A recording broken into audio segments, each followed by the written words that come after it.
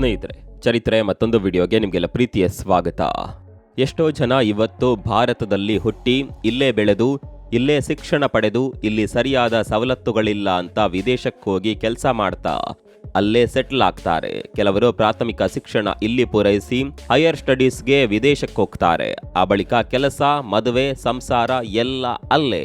ಇವರನ್ನ ಸುಮ್ಮನೆ ಕೇಳಿ ಯಾಕೆ ಅಲ್ಲಿಗೆ ಹೋಗಿದ್ದೀರಾ ಅಂತ ಅದಕ್ಕುತ್ತರವಾಗಿ ಭಾರತದ ಬಗ್ಗೆ ಎಷ್ಟು ಸಾಧ್ಯವೋ ಅಷ್ಟು ಕೆಳಮಟ್ಟದಲ್ಲೇ ಇವರು ಮಾತನಾಡೋದು. ಭಾರತ ಎಂದರೆ ಅದು ಕೀಳು ಎನ್ನುವ ಸಂಕೀರ್ಣ ಭಾವನೆ ಇವರ ತಲೆಗೆ ತುಂಬಲಾಗಿರುತ್ತದೆ. ಆದರೆ ಆಗೆಲ್ಲ ಭಾರತ ಎಷ್ಟು ವಿಷಯಗಳಲ್ಲಿ ಜಗತ್ತಿನ ಎಲ್ಲಾ ದೇಶಗಳಿಗಿಂತ ಮುಂದುವರೆದಿತ್ತು. ವಿಶ್ವದ 16 ಸಮುದಾಯಗಳು ಇಲ್ಲಿಗೆ ನುಗ್ಗಿ ಶತಮಾನಗಳ ಕಾಲ ಲೂಟಿ ಮಾಡದೇ ಇದ್ದಿದ್ರೆ ಭಾರತ ಇವತ್ತು ನಿಜಕ್ಕೂ ವಿಶ್ವದ ನಂಬರ್ 1 ದೇಶ ಆಗಿರ್ತಾ ಇತ್ತು. ಭಾರತದ ಮೊದಲುಗಳ ಬಗ್ಗೆ ತಿಳಿದ್ರೆ ನೀವು ಅಚ್ಚರಿ ಪಡ್ತೀರಿ. ಭಾರತದ ಬಗ್ಗೆ ಕಾಮೆಂಟ್ ಮಾಡೋದೇನು ತಪ್ಪಲ್ಲ, ಆದ್ರೆ ಹಾಗೆ ಮಾತನಾಡುವ ಮುನ್ನ ಅದರ ಹಿನ್ನೆಲೆಯ ಬಗ್ಗೆ ಕೊಂಚ ತಿಳಿದು ಮಾತನಾಡೋದು ಮುಖ್ಯ. ಭಾರತದ ಬಗ್ಗೆ ಏನೇನು ಗೊತ್ತಿಲ್ಲದೆ ಅದರ ಬಗ್ಗೆ ಯಾರು ಬೇಕಾದರೂ ಕಾಮೆಂಟ್ ಮಾಡೋದು ಸುಲಭ. ಇವತ್ತಿನ ಈ ವಿಡಿಯೋದಲ್ಲಿ ಭಾರತದ ಮೊದಲುಗಳ ಬಗ್ಗೆ ತಿಳಿಯುವ ಒಂದು ಸಣ್ಣ ಪ್ರಯತ್ನಗಳನ್ನ ಮಾಡೋಣ. ಆ ಮೂಲಕ ಭಾರತವನ್ನ ಇನ್ನೂ ಹೆಚ್ಚು ತಿಳಿಯಲು ನಿಮಗೂ ನಮಗೂ ಸಾಧ್ಯವಾಗಬಹುದು.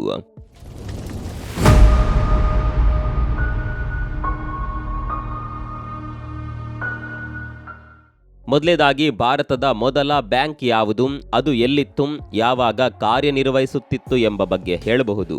ಇವತ್ತು ಭಾರತದಲ್ಲಿ ತರಹೇವಾರಿ ಬ್ಯಾಂಕ್ಗಳಿವೆ. ಅವುಗಳಲ್ಲಿ ರಾಷ್ಟ್ರೀಯ, ವಿದೇಶಿ ಹಾಗೂ ಖಾಸಗಿ ಹೀಗೆ ಎಲ್ಲ ಇವೆ. ಆದರೆ ಭಾರತದ ಮೊದಲ ಸ್ವಾತಂತ್ರ್ಯ ಪೂರ್ವದಲ್ಲಿದ್ದಂತಹ ಬ್ಯಾಂಕ್ ಯಾವುದು ಗೊತ್ತಾ?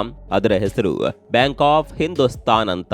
ಅದು ಕ್ರಿಸ್ತಶಕ 1770ರಲ್ಲಿ ಕಲ್ಕತ್ತಾದಲ್ಲಿ ಪ್ರಾರಂಭವಾಯಿತು.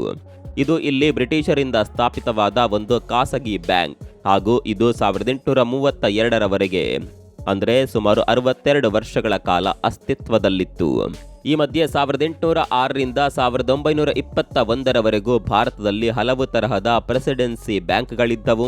ಅಂದಿನ ಭಾರತದ ಮುಖ್ಯ ನಗರಗಳಾಗಿದ್ದ ಕಲ್ಕತ್ತಾ, ಬಾಂಬೆ ಹಾಗೂ ಮದ್ರಾಸ್ಗಳಲ್ಲಿ ಇವು ಕಾರ್ಯನಿರ್ವಹಿಸ್ತಾ ಇದ್ವು.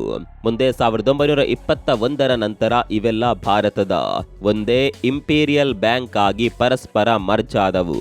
ಇವೆಲ್ಲ ಸೇರಿ ಒಗ್ಗಟ್ಟಿನಿಂದ ರೂಪುಗೊಂಡ ಆ ಬ್ಯಾಂಕ್ನ ಹೆಸರೇ the imperial bank of India. 1921ರಿಂದ 1955ರವರೆಗೂ ಇದು ಜಾರಿಯಲ್ಲಿತ್ತು. ನಂತರ ಇದೇ ಭಾರತದ ಸುಪ್ರಸಿದ್ಧ ಸ್ಟೇಟ್ ಬ್ಯಾಂಕ್ ಆಫ್ ಇಂಡಿಯಾ ಆಗಿದ್ದು, ಕಳೆದ ಕೆಲ ವರ್ಷಗಳ ಕೆಳಗೆ ಸ್ಟೇಟ್ ಬ್ಯಾಂಕ್ ಆಫ್ ಮೈಸೂರು ಮೊದಲಾದ ಇದರ ಇತರೆ ಕವಲುಗಳು SBIನ ಅಧೀನಕ್ಕೆ ಬಂದವು. 1955ರಿಂದ ಇಂದಿನವರೆಗೂ SBI ನಮ್ಮ ದೇಶದ ಹಲವೆಡೆ ಕಾರ್ಯನಿರ್ವಹಿಸುತ್ತಾ ಬಂದಿದೆ. ಇನ್ನು ನಮ್ಮ ದೇಶದ ಮೊಟ್ಟಮೊದಲ ಐಷಾರಾಮಿ ಹೋಟೆಲ್ ಬಗ್ಗೆ ಹೇಳುವುದಾದ್ರೆ ಇದು ಶುರುವಾಗಿದ್ದು 1840ರಲ್ಲಿ. ಇದನ್ನ ಆಗ ಡೇವಿಡ್ ವಿಲ್ಸನ್ ಎನ್ನುವವರು ಕಲ್ಕತ್ತಾದಲ್ಲಿ ದಿ ಗ್ರೇಟ್ ಈಸ್ಟರ್ನ್ ಹೋಟೆಲ್ ಎನ್ನುವ ಹೆಸರಿನಿಂದ ಸ್ಥಾಪಿಸಿದ್ರು. ಇದನ್ನ ಆಗ ಆಕ್ಲ್ಯಾಂಡ್ ಹೋಟೆಲ್ ಎಂದು ಸಹ ಕರೆಯಲಾಗ್ತಾ ಇತ್ತು. ಭಾರತದ ಮೊಟ್ಟಮೊದಲ ಲಕ್ಸುರಿಯಸ್ ಹೋಟೆಲ್ ಎಂದು ಹೆಸರಾಗಿದ್ದ ಇದನ್ನ ಆಗ ಜ್ಯುವೆಲ್ ಆಫ್ ದಿ ಈಸ್ಟ್ ಎನ್ನುತ್ತಿದ್ದರು. ವಿಶ್ವ ಪ್ರಸಿದ್ಧ ವ್ಯಕ್ತಿಗಳಾದ ಮಾರ್ಕ್ ಟ್ವೇನ್, ರಾಣಿ 2ನೇ ಎಲಿಜಬೆತ್, ಮಹಾತ್ಮ ಗಾಂಧಿ ಮೊದಲಾದವರು ಇಲ್ಲಿಗೆ ಭೇಟಿ ನೀಡಿ ಇದರ ಆತಿಥ್ಯ ಪಡೆದಿದ್ದಾರೆ. ಈಗಲೂ ಸಹ ಅಸ್ತಿತ್ವದಲ್ಲಿರುವ ಇದು ಇವತ್ತು the Lalit great eastern Kolkata ಎನ್ನುವ ಹೆಸರಿನಿಂದ ತನ್ನ ಸೇವೆ ಮುಂದುವರಿಸಿದೆ.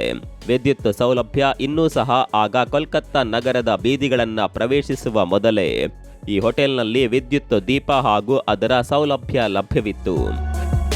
ಇನ್ನು ಭಾರತದ ಮೊಟ್ಟಮೊದಲ ಇಂಗ್ಲಿಷ್ ಮೆಡಿಸನ್ನ ಪುರುಷ ವೈದ್ಯರ ಬಗ್ಗೆ ಹೇಳೋದಾದ್ರೆ ನಮ್ಮಲ್ಲಿ ಪಂಡಿತ್ ಮಧುಸೂದನ್ ಗುಪ್ತಾ ಎನ್ನುವವರು ಮೊದಲ ಬಾರಿಗೆ ವೆಸ್ಟರ್ನ್ ಮೆಡಿಸನ್ ಅನ್ನ ಅಭ್ಯಾಸ ಮಾಡಿ ಡಾಕ್ಟರೇಟ್ ಡಿಗ್ರಿ ಪಡೆದಿದ್ದು. ಬಂಗಾಳದಲ್ಲಿ 1800ರ ಸಮಯದಲ್ಲಿ ಜನಿಸಿದ್ದ ಇವರು ವೆಸ್ಟರ್ನ್ ಶಿಕ್ಷಣ ಪಡೆದು ತಾವೊಬ್ಬ ಸರ್ಜನ್ ಆಗಿ ಅವತ್ತಿನ ಕಲ್ಕತ್ತಾ ಮೆಡಿಕಲ್ ಕಾಲೇಜಿನಲ್ಲಿ ಮೊದಲ ಬಾರಿಗೆ ಹ್ಯೂಮನ್ ಡಿಸೆಕ್ಷನ್ ಆಪರೇಷನ್ ಶುರು ಮಾಡ್ತಾರೆ. ಭಾರತದ ಮೊದಲ ಲೇಡಿ ಡಾಕ್ಟರ್ ಬಗ್ಗೆ ಹೇಳೋದಾದ್ರೆ ಅವರ ಹೆಸರು ಡಾಕ್ಟರ್ ಆನಂದಿ ಗೋಪಾಲ್ ಜೋಶಿ.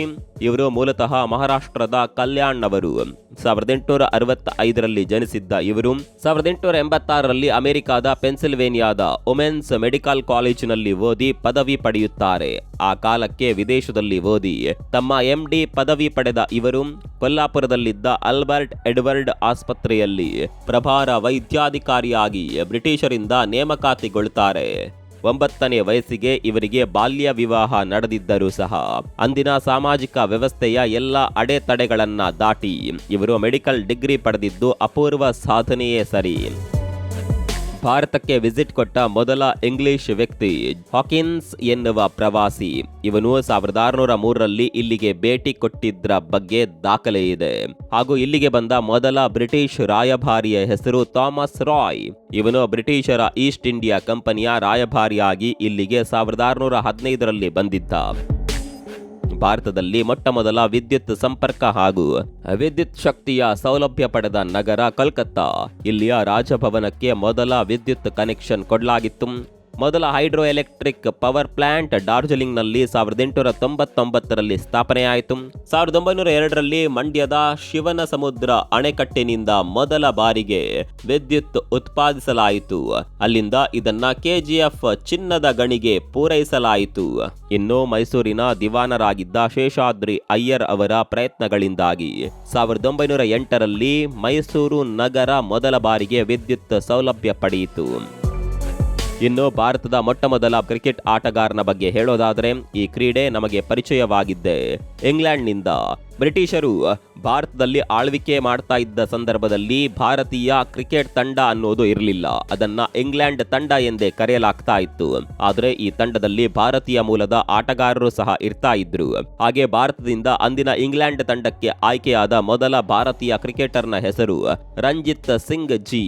ಇವರು 1896ರಲ್ಲಿ ಇಂಗ್ಲೆಂಡ್ನ ಪರವಾಗಿ ಆಸ್ಟ್ರೇಲಿಯಾದ ತಂಡದ ವಿರುದ್ಧ ನಡೆದಿದ್ದ ಅಂತಾರಾಷ್ಟ್ರೀಯ ಪಂದ್ಯದಲ್ಲಿ ಭಾರತವನ್ನ ಪ್ರತಿನಿಧಿಸಿ ಆಡಿದ್ದರು.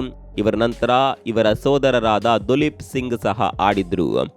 ಇನ್ನು 1932ರಲ್ಲಿ CK ನಾಯ್ಡು ಅನ್ನುವ ಕ್ರಿಕೆಟರ್ ಮೊಟ್ಟಮೊದಲ ಬಾರಿಗೆ ಭಾರತ ತಂಡದ ಪರವಾಗಿ ಇಂಗ್ಲೆಂಡ್ನ ವಿರುದ್ಧ ಆಡಿದ್ದರು. ಇನ್ನು ಭಾರತದ ಮೊಟ್ಟಮೊದಲ ಅಂತಾರಾಷ್ಟ್ರೀಯ ಮಟ್ಟದ ಅಥ್ಲೀಟ್ನ ಹೆಸರು ನಾರ್ಮನ್ ಪೀಚರ್ಡ್. ಇವರು ಮೂಲತಃ ಬ್ರಿಟಿಷ್ನವರಾದರೂ ಭಾರತದ ಪೌರತ್ವ ಪಡೆದು 1900ರಲ್ಲಿ ಪ್ಯಾರಿಸ್ನ ಒಲಿಂಪಿಕ್ಸ್ನಲ್ಲಿ ಭಾರತದ ಪರವಾಗಿ ಭಾಗವಹಿಸಿದ್ದರು. ಹರ್ಡಲ್ಸ್ ಜಿಗಿತದಲ್ಲಿ ಭಾಗಿಯಾಗಿದ್ದ ಇವರು ಭಾರತದ ಪರವಾಗಿ 2 ಬೆಳ್ಳಿ ಪದಕ ಗೆದ್ದಿದ್ದರು. ಭಾರತಕ್ಕೆ ಮೊದಲ ಬಾರಿಗೆ ಕಂಚಿನ ಪದಕ ಗೆದ್ದವರು ಭಾರತದವರಾದ ಕಶಬಾ ದಾದಾ ಸಾಹೇಬ್ ಜಾಧವ್. ಇವರು 1952ರ ಒಲಿಂಪಿಕ್ಸ್ನಲ್ಲಿ ಭಾಗವಹಿಸಿದ್ದರು. ಭಾರತದ ಮೊದಲ ಮಹಿಳಾ ಕ್ರೀಡಾಪಟು ಮೀನಾ ಶಾ ಎಂಬುವವರು.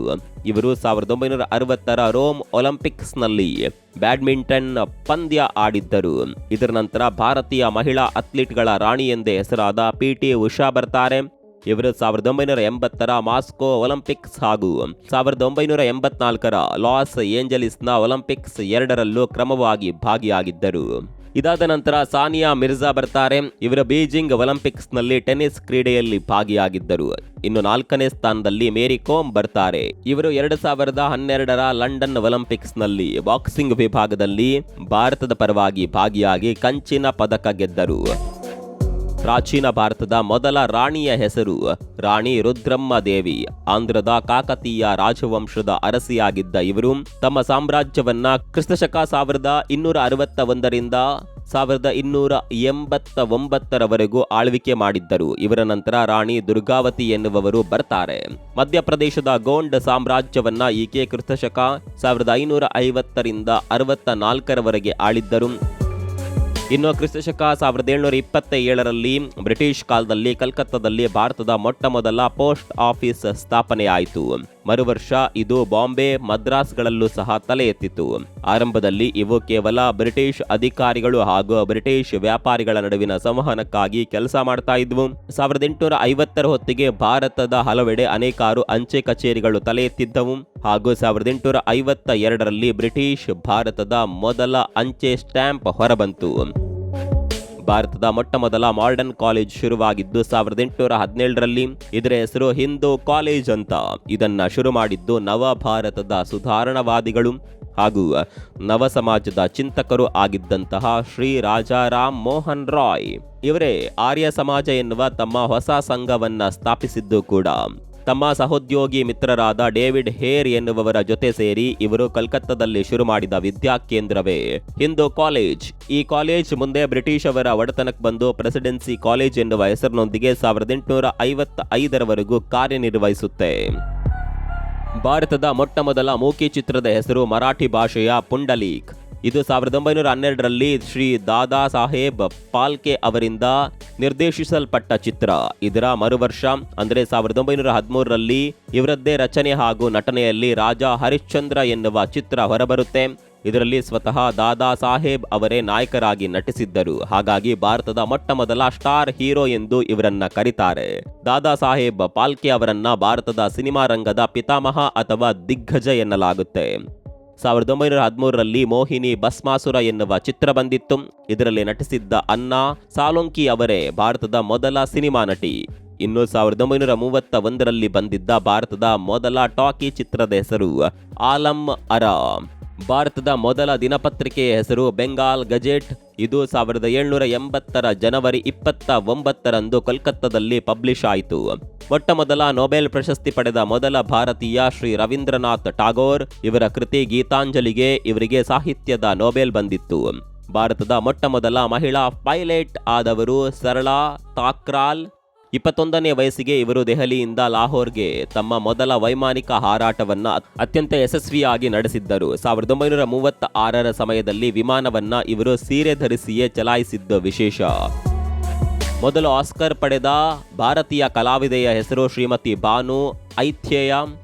ಇವರು 1983ರಲ್ಲಿ ಬಂದಿದ್ದ ಗಾಂಧಿ ಎನ್ನುವ ಚಿತ್ರಕ್ಕಾಗಿ ಅದರ ಬೆಸ್ಟ್ ಕಾಸ್ಟ್ಯೂಮ್ ಡಿಸೈನರ್ ವಿಭಾಗದಲ್ಲಿ ಆಸ್ಕರ್ ಪ್ರಶಸ್ತಿ ಗೆದ್ದಿದ್ದರು. ಕುಸ್ತಿಯಲ್ಲಿ ಭಾರತಕ್ಕೆ ಮೊದಲ ಕಂಚಿನ ಪದಕ ಪಡೆದ ಮಹಿಳಾ ಕುಸ್ತಿಪಟು ಸಾಕ್ಷಿ ಮಲ್ಲಿಕ್. 2016ರಲ್ಲಿ ನಡೆದ ರಿಯೋ ಒಲಿಂಪಿಕ್ಸ್ನಲ್ಲಿ ಭಾರತದ ಪರವಾಗಿ ಭಾಗವಹಿಸಿದ್ದರು. ಭಾರತದ ಮೊದಲ ಫೀಲ್ಡ್ ಮಾರ್ಷಲ್ ಆದವರು ಮಾಣಿಕ್ ಶಾ. ಭಾರತಕ್ಕೆ ಮೊದಲ ಒಲಿಂಪಿಕ್ಸ್ ಗೋಲ್ಡ್ ಮೆಡಲ್ ತಂದುಕೊಟ್ಟವರು ಅಭಿನವ್ ಬಿಂದ್ರಾ. ಶ್ರೀ ರಾಜಗೋಪಾಲಾಚಾರಿ ಎನ್ನುವವರಿಗೆ ಮೊದಲ ಬಾರಿಗೆ ಭಾರತ ರತ್ನ ಅವಾರ್ಡ್ ಲಭ್ಯವಾಯಿತು. ಭಾರತದ ಮೊದಲ ಉಪಗ್ರಹದ ಹೆಸರು ಆರ್ಯಭಟ. ಸ್ಪೇಸ್ಗೆ ಕಾಲಿಟ್ಟ ಮೊದಲ ಭಾರತೀಯ ಆಸ್ಟ್ರೋನಾಟ್ ರಾಕೇಶ್ ಶರ್ಮಾ ಹಾಗೂ ಬಾಹ್ಯಾಕಾಶಕ್ಕೆ ಹಾರಿದ ಮೊದಲ ಮಹಿಳಾ ಗಗನಯಾತ್ರಿ ಶ್ರೀಮತಿ ಕಲ್ಪನಾ ಚಾವ್ಲಾ. ಭಾರತದ ಮೊದಲ ಹಾಗೂ ಕೊನೆಯ ಮಹಿಳಾ ಪ್ರಧಾನಿ ಶ್ರೀಮತಿ ಇಂದಿರಾ ಗಾಂಧಿ ಹಾಗೂ ಭಾರತದ ಮೊದಲ ಮಹಿಳಾ ರಾಷ್ಟ್ರಪತಿ ಶ್ರೀಮತಿ ಪ್ರತಿಭಾ ಪಾಟೀಲ್. ಹೀಗೆ ಭಾರತದ ಮೊದಲುಗಳ ಪಟ್ಟಿ ಇನ್ನೂ ಸಹ ಬೆಳೆಯುತ್ತಲೇ ಹೋಗುತ್ತದೆ. ಅದರಲ್ಲಿ ನಾವು ಕೆಲವೊಂದನ್ನ ಮಾತ್ರ ನಿಮಗಿಲ್ಲಿ ಆರಿಸಿಕೊಟ್ಟಿದ್ದೇವೆ. ಇದಿಷ್ಟು ಸಹ ಈ ವಿಡಿಯೋದಲ್ಲಿ ನಾವು ನಿಮಗೆ ಹೇಳಬಹುದಾದಂತ ಒಂದಷ್ಟು ಮಾಹಿತಿಗಳು. ಈ ವಿಡಿಯೋದ ಬಗ್ಗೆ ನಿಮ್ಮ ಅಭಿಪ್ರಾಯವನ್ನ ಕಾಮೆಂಟ್ ಮಾಡಿ. ಮತ್ತೊಂದು ವಿಡಿಯೋ ಸಿಗೋಣ. ಅಲ್ಲಿವರೆಗೂ ನಮಸ್ಕಾರ.